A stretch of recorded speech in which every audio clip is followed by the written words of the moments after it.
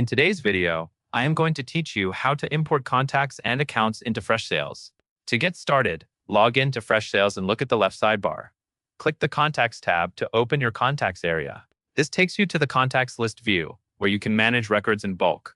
In the list view, find and click the Import Contacts button. This is the option Freshsales uses for bringing in data from a spreadsheet file.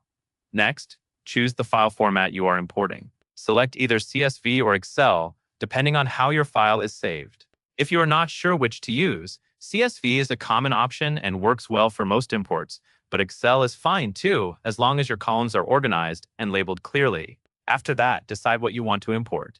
You can import just contacts, or you can import contacts and accounts together.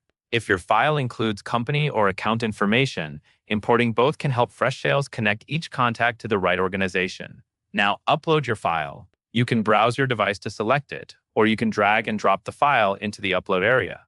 Before you move on, it helps to confirm your file has a header row, meaning the first row contains column names like name, phone, company, or email. Once the file is uploaded, you will map columns. This is where you match each column in your file to the correct Freshsales field. For example, a column called email in your file should map to the email field in Freshsales. Take your time here because correct mapping ensures your data lands in the right place. Then choose your import type. You can create new contacts to add everything as brand new records, update only existing contacts to change records that are already in your CRM, or create new and update existing to handle both at once. Next, set how duplicates should be handled. Choose whether matching records should be skipped, overwritten, or updated without overwrite, depending on how you want existing details treated. You can also assign an owner.